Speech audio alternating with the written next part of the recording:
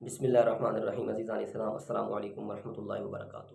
عزیزم، جمعیت کو پارا پارا کرنے والے واقعات میں سے ایک واقعہ کرتاس بھی ہے، جسے یار لوگوں نے اچھال کر پیش کیا۔ اعتراض بنتا ہی نہیں تھا، اعتراض بنا کر کے چھوڑا۔ جس طرح دیگر معاملات کے اندر اعتراض کیے گئے، ویسے ہی واقعہ کرتاس کے اندر بھی اعتراض کیا گیا۔ آئیے ذرا دیکھتے ہیں واقعہ کرتاس ہے کیا، حدیث کرتاس ہے کیا۔ بخاری اور مسلم کے اندر موجود ہے کہ محبوب علیہ السلام کی جب جمعرات والے دن حالت سخت خراب ہوئی، دو روایات میں کوٹ کرنے جا رہا ہوں۔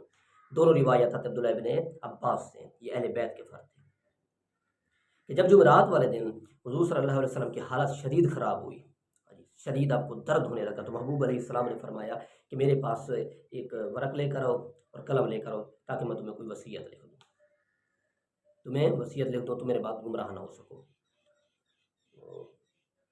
صحابہ اس وقت موجود تھے، حضور کی حالت کو دیکھ کر بعض جو ہے وہ بات سے جدا ہو گئے۔ کیا مطلب؟ ایک طبقے نے کہا کہ یار حضور صلی اللہ علیہ وسلم کی حالت جو تھوڑی ہے وہ ناساز ہے، اور تھوڑی کیا شدید ناساز ہے، جب حضور ٹھیک ہو جائیں گے تو آپ سے لکھوا لیں گے، ابھی کے لیے حضور معاذ اللہ تھوڑی جا رہے ہیں، آپ کا وصال تھوڑی ہو رہا ہے، بعد میں لکھوا لیں گے۔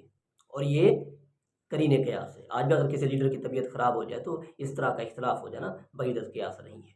جو دوسرا طبقہ تھا وہ کہتا تھا یار کوئی شاید ضروری بات ہو، ہم وہ لکھوا لیتے ہیں حضور صلی اللہ علیہ وسلم سے، جتنی تکلیف ہو، حضور شاید ضروری بات ہو، حضور سے ہم لکھوا لیں گے۔ لیکن یہ جو دوسرا طبقہ تھا یہ تھوڑا فراست کے اندر پہلے طبقے سے کم تھا، فراست میں پہلے طبقے سے کم تھا۔ اور یہ بھی یہاں ذہن نشین کر لیں، اس میں یہ ذکر نہیں ملتا کہ حضرت علی کس طرف تھے، اہل بیت کس طرف تھے، بس یہ ذکر ہے اجمالی طور پر کہ آدھے صحابہ ایک طرف تھے، آدھے دوسری طرف تھے۔ جو دوسری روایت ہے اس کے اندر تو عمر کا ذکر ملتا ہے کہ وہ یعنی کہ پہلے طبقے کے اندر شامل تھے، جو فراست سے لبریز طبقہ تھا۔ آپ کہیں گے جی وہ فراست کیا تھی؟ حضور نے کہہ دیا لاؤ تو پھر لانا چاہیے تھا۔ اور بھائی ایسے کافی سارے مقامات ہیں، وہ میں دوسری نشست کے اندر بیان کروں گا، جب محبوب علیہ السلام نے کوئی تقاضا کیا، حضرت علی نے نہ کر دی، تو پھر وہاں اعتراض کرو گے؟ اور بھائی اعتراض بنتا ہی نہیں ہے، نوعیت کو دیکھنا پڑتا ہے واقعے کی، وہ میں انشاءاللہ دوسری نشست کے اندر بیان کروں گا، ابھی کے لیے یہ آپ روایات کو سمجھیں۔ تو محبوب علیہ السلام نے جب مانگا تو پہلے طبقے نے یعنی کہ یہ عرض کی کہ حضور صلی اللہ علیہ وسلم کی طبیعت ناساز ہے، تو انہوں نے نہیں لانے دیا، تو وہ فراست پر مبنی ان کا فیصلہ تھا۔ وہ کیسے تھا؟ وہ اس طرح تھا کیونکہ وہ جانتے تھے الیوم اکملت لکم دینکم، اللہ تعالیٰ نے قرآن مجید کے اندر فرما دیا ہے کہ آج کے دن تمہارا دین مکمل ہو گیا، تو دین تو مکمل ہو گیا۔ اب حضور صلی اللہ علیہ وسلم کوئی ایسی ضروری چیز جو دینی چیز ہو بیان نہیں کرنا چاہتے، کوئی دوسری نصیحت، اضافی کوئی نصیحت کرنا چاہتے ہیں، یا پھر پچھلی کوئی نصیحت ہے انہیں دہرانا چاہتے ہیں جو دوسری نصائح ہیں، جس طرح حضور صلی اللہ علیہ وسلم کا پہلے معمول رہا ہے، ایک بات کو کئی مرتبہ اور کافی سارے مقامات پر دہرایا کرتے تھے، تو حضور آج بھی دہرانا چاہتے ہیں اور ہمیں یہ سبق دینا چاہتے ہیں کہ ایسی حالت کے اندر بھی تبلیغ نہیں چھوڑی، اور یہی منصب نبوت ہے۔ تو یہ قول فراست پر مبنی تھا کہ ضروری بات نہیں ہو سکتی، کیونکہ اگر ضروری اور دینی بات ہو تو پہلے یہ آیت نازل نہ ہوتی کہ دین تمہارے مکمل ہو گیا ہے۔ جو سمجھتا ہے وہ سمجھتا ہے۔ تو یہ واقعہ تھا، ایک روایت کے اندر تو عمر کا ذکر نہیں، دوسری روایت کے اندر ان کا ذکر موجود ہے۔ باقی یہ اعتراض کرنا کہ انہوں نے کہا کہ حضور معاذ اللہ بہکی بہکی باتیں کر رہے ہیں، یہ بالکل ہی غلط، روایت کے اندر لفظ بھی موجود نہیں ہے، کس روایت کے اندر بھی لفظ موجود نہیں ہے۔ وجعن کا لفظ موجود ہے، وجعن عام عربی دان جو عام عربی پڑھنے والا ہے وہ بھی سمجھتا ہے کہ وجعن کا مطلب تکلیف ہوتا ہے، درد ہوتا ہے، بخار کے لیے بھی بولا جاتا ہے۔ حضور شدید درد کی حالت کے اندر، ایسی حالت کے اندر حضور صلی اللہ علیہ وسلم کو تکلیف دینا روا ہے؟ تو یہ محبت کا عالم تھا، عذرائے محبت یہ قول تھا، نہ کہ نفرت کے لیے قول تھا۔ نمبر 3، یہ کہنا کہ حضور حضرت علی کی خلافت لکھوانا چاہتے تھے، یہ تو لفظ ہی موجود نہیں ہے، یہ گھڑ لیا گیا ہے صرف۔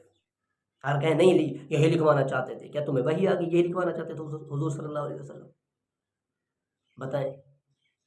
مان اگر نصیحتوں کی بات کی جائے تو جو حضور صلی اللہ علیہ وسلم لکھوانا چاہتے تھے وہ حضور صلی اللہ علیہ وسلم نے جب صحابہ جا رہے تو حضور نے فرمایا قوموا عنی، مجھ سے اٹھ جاؤ، تو حضور نے پیچھے پھر وہ چند ذکر بھی کر دی۔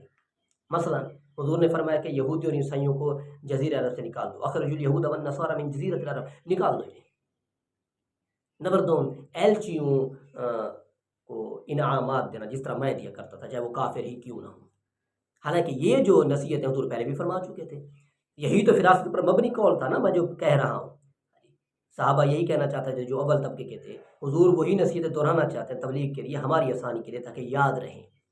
وغیرہ کوئی دوسری جو فرض چیز ہے وہ حضور بیان نہیں کرنا چاہتے ہیں کہ تم پر فلاں مہینے کے روزے پھر فرض ہو گئے، ہاں جی تم پر چھٹی نماز آ گئی، یہ کوئی چیز دین تو مکمل ہو گیا، وہی چیزیں حضور دہرانا چاہتے ہیں، اور حضور صلی اللہ علیہ وسلم نے وہی چیزیں دہرائیں۔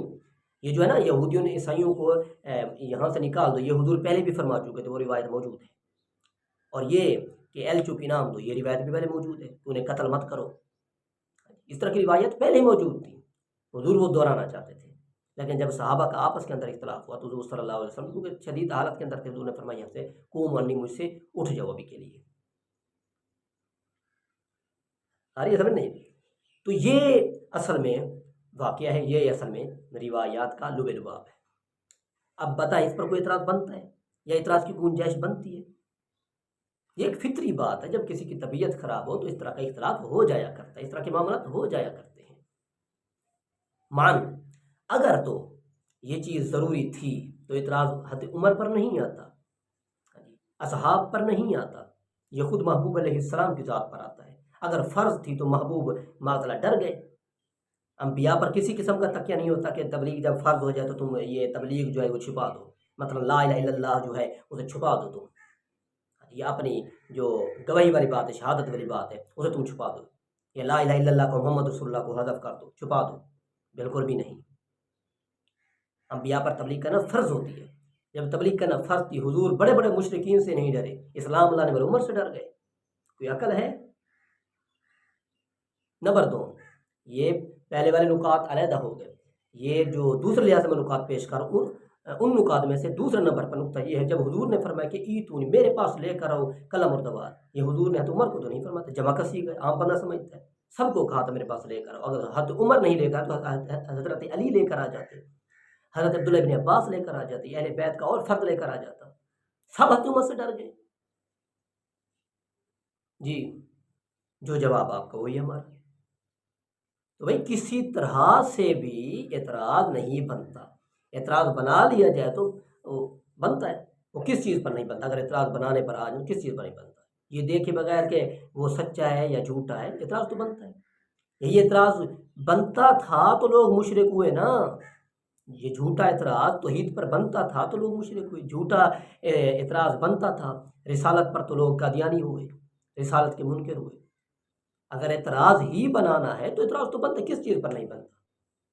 اور پھر یہ جو یار لوگ ہیں انہوں نے قرآن تک کو نہیں بخشا، ہاں جی قرآن کے بارے میں یہ کہہ دیا کہ یہ اماموں کے قول سے نیچے ہے، ہاں جی انبیاء تک کے بارے میں یہ کہہ دیا کہ یہ اماموں سے نیچے ہیں، جن کے آگے جو افضلیت اور شان کا معیار یہ ہے وہ پرکھ نہیں سکتے اصل معیار کو، جی وہ شان صحابہ کو کیا سمجھیں گے؟ جنہوں نے خدا کے متعلق یہ کہہ دیا کہ وہ سیدہ کے در پر جھاڑو دیتا ہے معاذ اللہ، وہ اگر حضرت عمر کے بارے میں کچھ کہہ دیں تو کچھ بعید نہیں ہے، کہنے دیں، جن کا اتنا بڑا منہ ہے خدا کے متعلق، تو وہ حضرت عمر کے متعلق اگر اتنا سا منہ وہ بنا لیں تو کیا ہے؟ جو قرآن کے متعلق آدھے ہونے کا عقیدہ رکھتے ہوں ان کے آگے شان عمر کیا ہے؟ یہ میں رافضیوں کے متعلق بات کر رہا ہوں، کھل کر کہہ رہا ہوں، اہل تشیع نہیں، وہ اہل تشیع میں پہلے عرض کر چکا، جو اصل اہل تشیع اس طرح کی باتیں کرتے ہی نہیں ہیں، وہ اس طرح کے معاملات میں پڑھتے ہی نہیں ہیں، یہ سارا کام رافضیوں کا ہے، جن کا اسلام سے دور تک کا بھی تعلق نہیں ہے، مثل مرزائیوں کے۔ تو میں واضح طور پر یہ عرض کر چکا ہوں کہ کسی قسم کا کوئی بھی اعتراض نہیں بنتا، نہیں بنتا، نہیں بنتا، کہ حضرت عمر نے ان کا قول رد کیا، اگر حضرت عمر نے رد کر دیا تھا تو پھر دوسرے لے کر آ جائے، کوئی بھی لے کر نہیں آیا، اعتراض تو پھر سب پر بنتا ہے۔ اس طرح کے اور بھی دیگر اعتراضات بنتے جو میں پہلے عرض کر چکا ہوں، اگر بنانے پر آ جائیں تو، لیکن چونکہ نہیں بنتے اس وجہ سے ہم نہیں بناتے، ہم ان مداریوں کی طرح تھوڑی ہیں جو تماشے کے لیے، محض تماشے کے لیے یا ہنسانے کے لیے جمعیت کو پارا پارا کر دیں، اسلام کی پرواہ نہ کریں، ہاں جی انقلاب کی پرواہ نہ کریں، خلافت کی پرواہ نہ کریں، صرف مداریوں والا کھیل دکھا کر کے نکل جائیں، ہم ان میں سے تو نہیں ہیں نا۔ اللہ کے فضل سے اللہ تعالیٰ نے ہمیں اسلام سے نوازا ہے، ہم قدر کرتے ہیں، اور قدر والوں میں سے اللہ تبارک و تعالیٰ ہمیں بنائے، اور ہمیں اس معیار پر اترنے کی توفیق عطا فرمائے جس معیار پر ہمارے اسلاف تھے، جو نظریہ ہمارے اسلاف رکھتے تھے۔ آمین آمین، وآخر دعوانا ان الحمد للہ رب العالمین۔